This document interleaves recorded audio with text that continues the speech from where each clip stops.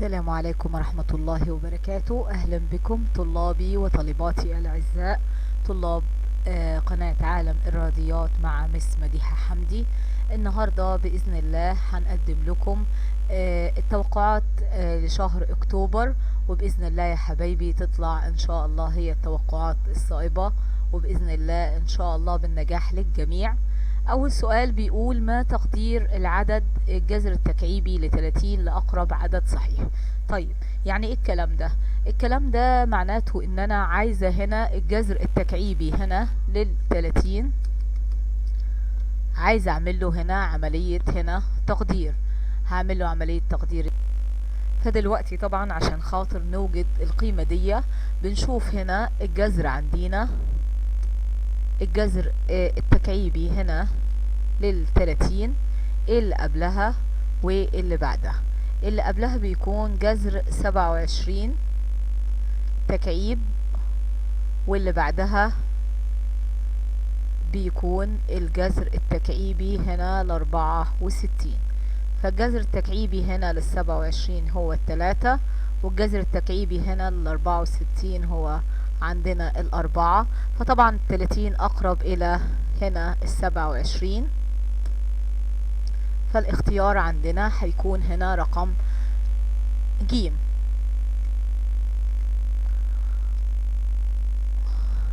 السؤال اللي بعده فهو بيقول: إذا كانت الفترة نصف مغلقة -2 و5 مفتوحة، فأي مما يلي يعتبر هنا صحيح؟ طبعا هنا ممكن ان احنا نعمل خط اعداد، نمسح البورد ونشوف. اولا عندنا ال5 تنتمي الى الاكس، هي طبعا هنا مفتوحة، فهي ما بتنتميش هنا الى الاكس لان هنا دي مفتوحة. طيب -2 لا تنتمي الى الاكس، طبعا هي تنتمي لان هي هنا مغلقة. طيب لو احنا هنا مثلا ان احنا عملنا خط الاعداد، لو انا عملت هنا خط الاعداد، عملت هنا خط الاعداد ومثلت عليه البيانات بتاعتي، وقلت هنا طبعا اللي هو 0 وهنا 1 الى طبعا 5، ماشي. وهنا مثلت هنا -1 وهنا -2. فاحنا لو عملنا الاتنين هنا هنعملها طبعا ايه؟ مغلقة. ولو عملنا ال5 هنا هنعملها اللي هي مفتوحة. ولو وصلت دول ببعض طبعا هو -2 هتبقى معانا عشان هنا فتلة مغلقة، لكن 5 مش معانا. طب ومعانا ممكن يكون ايه تاني؟ معانا -1 ومعانا الصفر ومعانا الواحد. فالإجابة الصحيحة اللي هي -1 تنتمي إلى إكس، هي دي الإجابة الصحيحة. طيب السؤال اللي بعده بيقول: ما هو المعكوس الضربي لهذا العدد في أبسط صورة؟ طيب اما يقول لي المعكوس الضربي يا حبايبي، احنا بنقلب اللي فوق تحت واللي تحت فوق زي ما انا علمتكم. يعني هنا اما نيجي نقول الجذر 5 على 10، لو انا عايزة المعكوس بتاعها هقول 10 على جذر 5. طيب ايه حكاية في ابسط صورة ده؟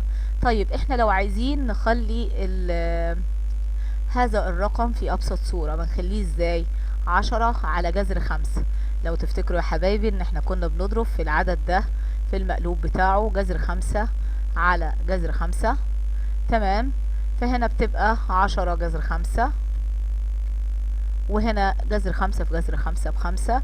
لو اختصرت قلت على 5 فيها الواحد، وهنا على 5 فيها الاتنين، يعني هيعطينا هنا 2 جذر 5. يعني هو هنا مش مجرد ان هو عايز المعكوس بس، عايز كمان في ابسط صورة. فاللي عندنا طلعت 2 جذر 5 وهي الاجابة رقم باء. السؤال اللي بعده نمسح البورد هنا عشان نحط الجديد.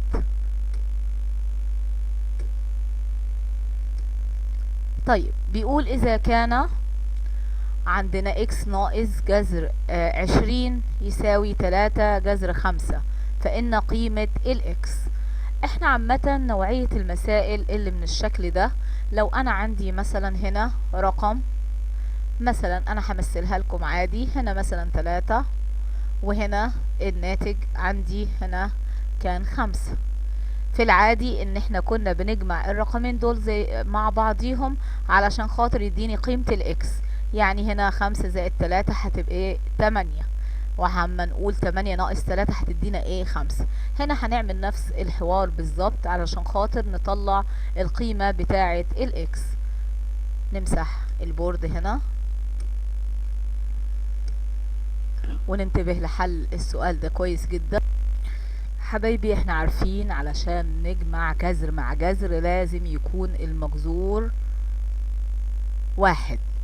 المجذور ودليل الجذر واحد. هنا دليل الجذر واحد بس المجذور مش واحد. هنا عندي 20 وهو هنا مديني طبعا ايه؟ 5. انا عندي هنا 20 وهو مديني ايه؟ 5. طيب هنعمل ايه؟ احنا هنا هنحاول ان احنا نخلي الجذر 20 ده 5. طب ازاي يا مس؟ احنا بنقول الرقم اللي بيتضرب رقمين بيتضربوا في بعض بيكون لهم جذر تربيعي اللي هو عندي هنا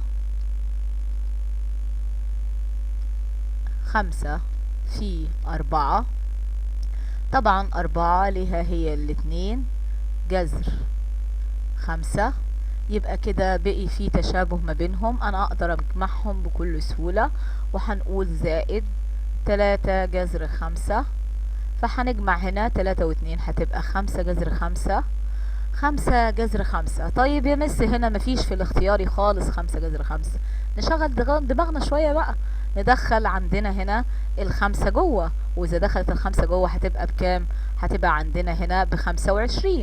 طيب وال25 اذا حبايبي ضربناها هنا في الخمسة هتعطينا هنا ال75. يعني الاختيار الصحيح معانا هنا هو رقم ب. عادي احنا لو عملناها هنا بالآلة الحاسبة، لو انتوا مثلا ما كنتوش عارفين انكم تضربوا على طول مباشرة فهو مصرح طبعا نستخدم الآلة الحاسبة. نمسح البورد وننتقل هنا للسؤال الخامس. السؤال الخامس بيقول ايه؟ 3 x ناقص 1 بيساوي 6، فإن 3 x بتساوي نقط. طيب هنا مبدئيا هنا التلاتة هو الأساس والإكس ناقص 1 هو ايه؟ هو الأس المرفوع ليه، وهنا بيساوي 6. طيب احنا قلنا لازم يكون الأساس متساوي علشان الأسس تبقى هنا متساوية ونساويها ببعض. طيب خلينا نشوف الستة ممكن نخليها هنا مثلا قد ايه علشان تطلع لنا بنفس الرقم، او نفك هنا عندنا 3 x ناقص 1. طيب هنتصرف فيها ازاي دي يا مس؟ احنا قلنا طبعا السالب عشان خاطر يبقى الموجب احنا بنخليه من تحت، فهنقول هنا 3 x وهنقول هنا 3 أس طبعا كام؟ 1. وكل ده طبعا هو بيساوي 6. طيب اما يكون عندي 3 x و3 هنا يساوي 6. طيب انا عايزة اتخلص من التلاتة دي. انا هنا كده بضرب في التلاتة وهنا كمان بضرب في التلاتة. دي التلاتة دي طارت مع التلاتة دي، فهيفضل عندي 3 x بيساوي 3 في 6 عندنا هنا ب18. الإجابة عندي هنا هتطلع رقم ج. نقول تاني حل السؤال ده. قالك 3 x ناقص 1 يساوي 6. فأنا عملت ايه؟ احنا خدنا طبعا ازاي نتخلص هنا من السالب بان احنا بنحطه تحت. فأنا حطيت 3 x فوق و3 أس 1 تحت، وبعد كده سويتها بالستة علشان انا اتخلص من التلاتة اللي تحت. ضربت هنا في 3 وضربت هنا في 3، اذا هنا عندي التلاتة 3 أس x بتساوي 18. بيقول هنا اي من الفترات الآتية ينتمي اليها العدد سالب الجذر التربيعي هنا ل11. نمسح البورد. طيب خلينا نشوف ان ال11 نشوف ايه اللي قبلها واللي بعدها ممكن ان هو يبقى ليه جذر تربيعي. فهنا هنشوف الفترة هنا اللي قبل سالب 11 هنشوف اللي قبلها ليه جذر تربيعي اللي هو بيكون عندي هنا الجذر التربيعي هنا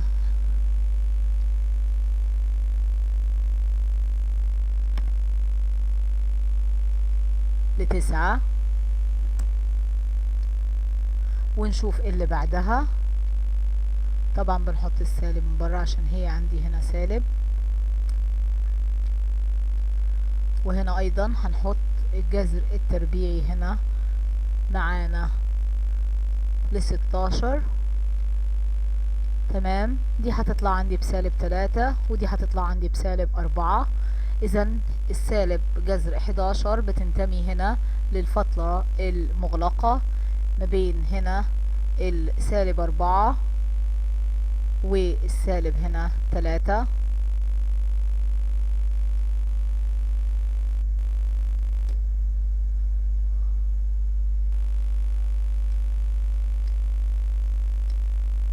هنظلل هنا سالب 4 وسالب 3. هنا عندي هنا ج. ندخل هنا على السؤال اللي بعده، ننتقل هنا للسؤال اللي بعده، نمسح عندي هنا البورد وننتقل هنا للسؤال اللي بعده. السؤال اللي بعده بيقول ايه؟ معلش انا مسحت هنا، عايزه امسح هنا. تمام، والاختيار طبعا اللي احنا اخترناه.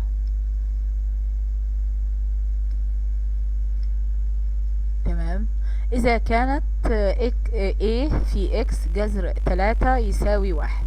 طيب هو هنا امتى هنا ال A هتساوي 1 او الجذر 3 اما هتتضرب في كام؟ هتساوي عندي 1.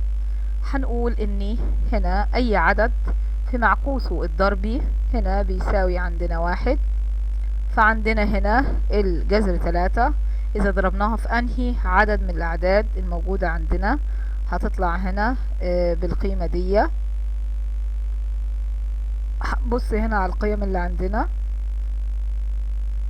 هنلاقي ان القيمة بتاعة ال A علشان خاطر تبقى هنا بالسالب، قصدي عشان تطلع هنا بالواحد هتبقى ال A هنختارها مكان ال A هيبقى هنا جذر 3.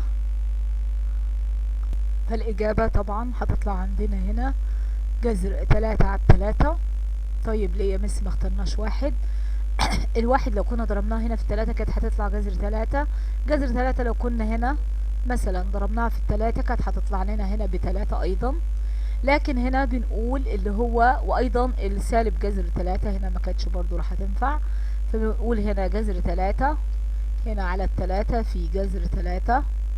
فجذر 3 في جذر 3 كان هيدينا 3 و3 على 3 هنا فيها الواحد، ودي هي طلعت عشان كده. بالنسبة للسؤال اللي بعده هنا بيقولك ال A عندي بجذر 3 وال B عندي بجذر 2. هو عايز ايه هنا بقى؟ هنمسح البورد. هو عندي عايز ال A على ال B الكل سالب 2. خلينا نشوف. اول شيء احنا هنحط القيم بتاعة ال B والقيم بتاعة ال A.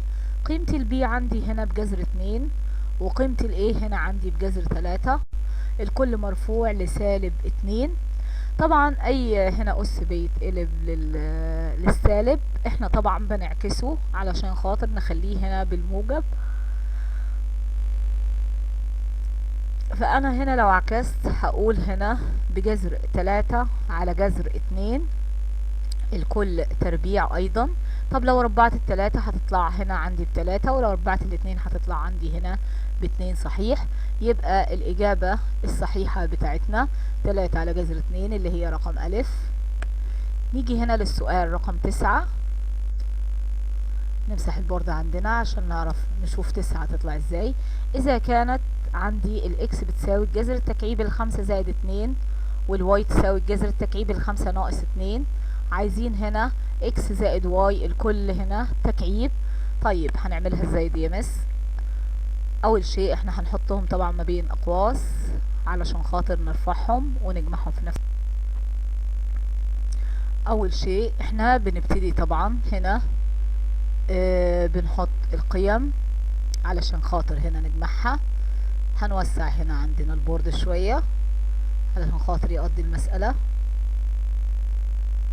هنقول هنا عندنا جذر التكعيبي هنا ل5 ناقص 2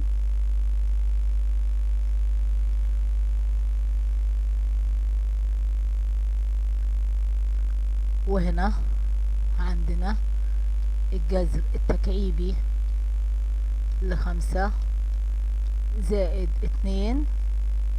طبعا هنا هنتعامل ان هما طبعا عملية زائد، ان احنا بنجمع هنا الحاجات اللي هي المتشابهة. الجذر التكعيبي ل5 والجذر التكعيبي ل5 هيتجمعوا مع بعض هيدينا 2. الجذر التكعيبي هنا ل5 تكعيب، وهنا ال2 دي هتروح مع ال2 دي. طيب هنا بيقول الكل تكعيب، يعني هنعمل ايه هنا؟ هنرفعهم هنا للأس التكعيبي. طيب ال2 لو اتكعبت هنا هتطلع عندنا ب8، وعندي ال5 لو اتكعبت هتطلع عندي هنا اتكعبت طبعا 3 مرات، هتطلع هنا عندنا هتطلع هنا طبعا عندي ب5، وهنا 5 في 8 ب40، يعني الإجابة عندي هنا رقم بقى. ننتقل هنا للسؤال أجب عما يلي، وطبعا ده سؤال مقالي حبايبي، بيقولك أجب عما يلي واختصر في أبسط صورة. لازم طبعا هنا نوضح له طريقة الحل، يعني الاختياري ممكن ما نحطش طريقة الحل اللي أنا حطيتها دي، بس طبعا انت بتعملها في ورقة خارجية علشان خاطر تعرف تختار الاختياري الصح. هنا بيقول أجب عما يلي، اوجد في كيو شرطة مجموعة الحل. عندي هنا 3 وإكس تربيع ناقص 2 يساوي إكس تربيع زائد 8. فاحنا هنحاول نفك المعادلة دي. أولا 3 إكس تربيع ناقص 2 هنفكها ازاي؟ مبدئيا هنفكها بان احنا هندخل ال3 هنا، هتبقى 3 إكس تربيع ناقص 2 في 3 أيضا هنا ب6. تمام، هنسويها بالرقم اللي هو مديهولنا إكس تربيع زائد 8. ساعتها هنحط الإكس مع الإكس نجمعها يعني معاها. لو أنا هنا ثبت الإكس تربيع هتجي لها هنا الإكس بالسالب، ولو أنا هنا ثبت ال8 هتجي لها هنا ال6 بالموجب. لو أنا هنا عملت هتبقى 2 إكس تربيع هيساوي هنا 8 زائد 6 هيدينا الناتج عندنا هنا 14. هنا هنقسم على 2 وهنا هنقسم على 2، اذا اكس تربيع هيساوي عندي هنا 14 على 2 هنا فيها ال7. فطبعا هنا هتبقى الإجابة عندي موجب أو سالب الجذر التربيعي هنا ل7. تمام، لأني بنقول إن احنا بنتخلص هنا من الجذر، إن هو بنعمل له التكعيب بتاعه علشان خاطر تبقى الإكس صافي. يعني الإجابة عندي هنا هتكون موجب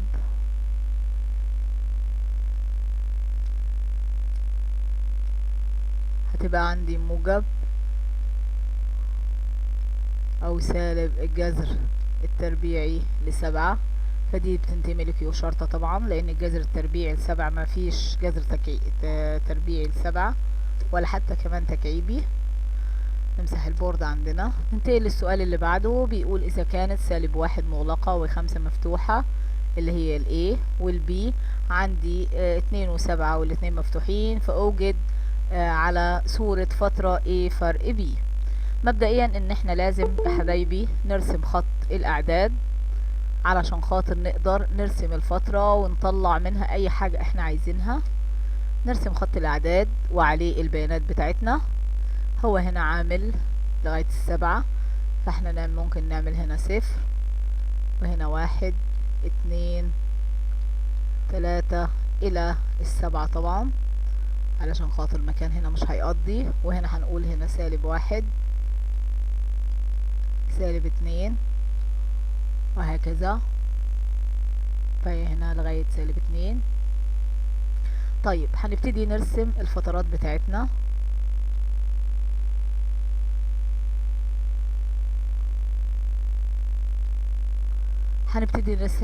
بتاعتنا. ممكن نغير الكلر هنا. هنقول اني اول شيء الفترة المغلقة هنا -1 مغلق، وعندي هنا يعني نقول ان هنا مثلا خليها هنا 5. ال5 هنا عندي هنا مفتوحة.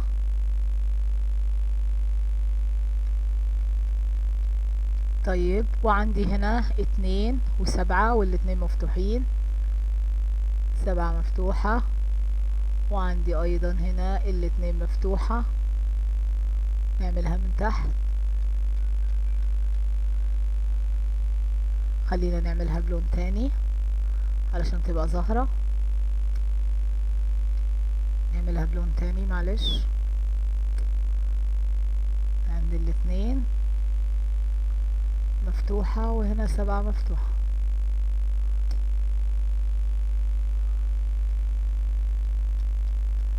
طيب هو هنا عايز ايه يا حبايبي؟ هو هنا عايز طبعا الفرق طبعا ما بينهم. عايز ايه فرق بي، ايه فرق بي. طبعا الاولانية زي ما احنا رسمناها اللي هي لغاية ال5 هتمثل هنا الايه، ودي طبعا هتمثل البي. وما نقول في ايه فرق بي يعني الحاجات اللي موجودة في ايه مش موجودة في بي. طيب هنا خلينا نشوف. هنا بدأ طبعا بالاتنين، والاتنين عندي هنا دي مفتوحة. يبقى احنا لو خدنا من هنا، نعمل لون تاني عشان يبان ويظهر. لو انا خدت من هنا اللي هي من اول الاتنين لغاية عندي هنا -1، ده طبعا كله موجود في ايه مش موجود عندي في بي. بس هنا الاتنين لو هي عندي طبعا مغلقة انا هخليها مفتوحة. يبقى هنا من عند -1 مغلق، والاتنين عندي هنا مفتوحة لان هي مغلقة، واحنا طبعا مش عايزين نحطها تبع البي، عشان الاتنين تبع البي في الاساس. الاتنين هنا تبع البي، من عندي من 2 لغاية 7 مفتوحين. ففي الفرق بنخلي الفترة المغلقة مفتوحة والمفتوحة مغلقة.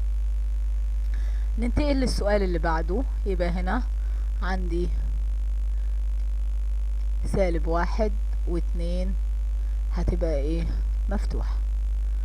طيب اختصر لأبسط صورة هذا المقدار. نمسح البورد وننتقل هنا للسؤال اللي بعده. سؤال اختصر ده عايز انك تكون هادي شوية علشان خاطر تعرف تطلعه. اولا هنا هنجري عمليتين حسابيتين. هنا اولا هنفك الاقواس دي الاول، وبعد كده هنفك المقدار ده الاول. هنفك المقدار الاول. هو هنا طبعا 5 و2 جذر 3 الكل تربيع. هنا ده مربع كامل. هنبتدي ان احنا نفكه براحتنا كده. هنقول ان ال5 دي تربيع هنا ب25، وهنا دي في الاخر هنحطها بكام؟ ب4. ولو ربعت ال3 هنا في 3، 4 في 3. نعملها كده حتة حتة عشان خاطر تبقوا عارفين. وهنا الاول في التاني في 2. الاول في التاني 5 في 2 ب10، في 2 ب20 جذر 3. طبعا هنا العدد ده اللي هو هيطلع عندي 12 زائد -20 جذر 3، وهنا 25. طيب عندي هنا طبعا هنقول 25 زائد 12 هتبقى 5 و2 ادي 7 و12 ادي كده 37 ناقص 20 جذر 3. ده العدد اللي هو عندي الاولاني 37 ناقص 2 جذر 3. هنبتدي نفك العدد التاني علشان هو قال لي طبعا نطرحهم هنا من بعض.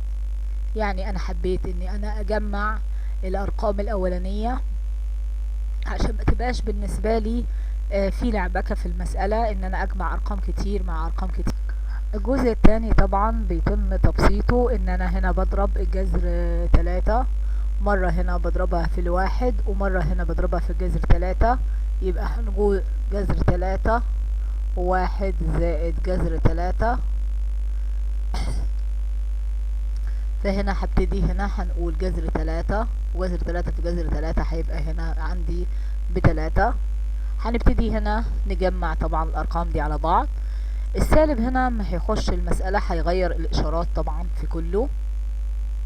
تمام، يعني دي هتبقى عندي هنا بالسالب جذر 3 وهنا سالب هنا 3. هنضيفهم هنا على المسألة.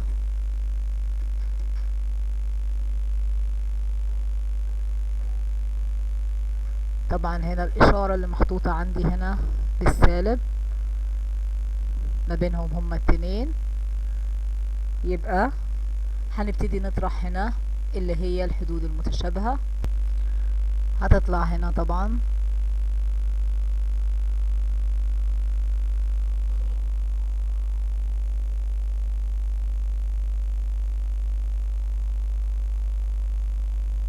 لو جمعنا الحدود المتشابهة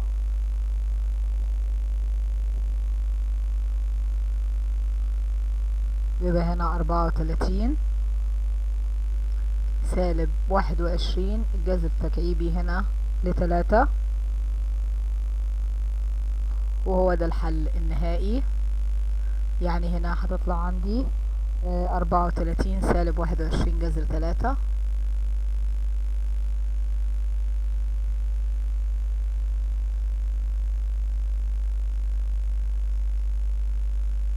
نبتدي نكبرها هنا ونكتبها في عندي هنا في المسألة. هنبتدي نكتبها. ايوه هو السؤال ده، نمسح بس كده علشان خاطر بس. نبتدي هنا نقول 34 ناقص 21 جذر 3.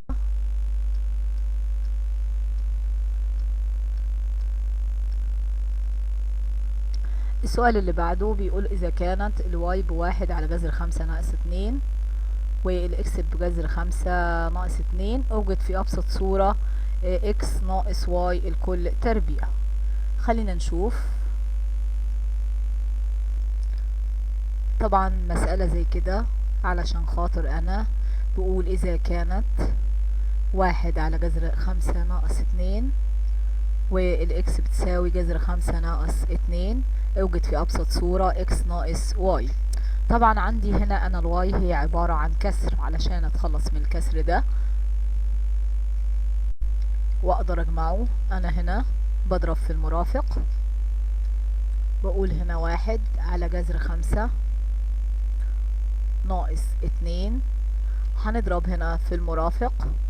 هنقول جذر 5 زائد 2 وجذر 5 زائد 2.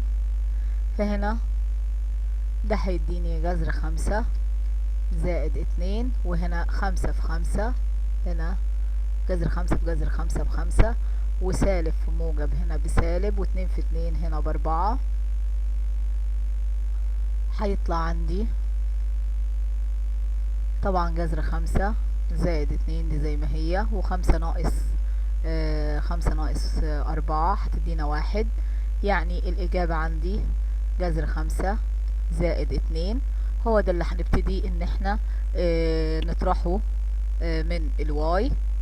نوسع هنا البورد شوية عشان نقضي عملية الاختصار. عندنا هنا الاكس بجذر 5 ناقص 2، فهنقول هنا جذر 5 ناقص 2 ناقص جذر 5 زائد 2. طيب انتم ملاحظين هنا ايه يا حبايبي؟ هنا طبعا بالموجب، وهنا اللي معتهولي هنا بالسالب جذر 5 زائد 2.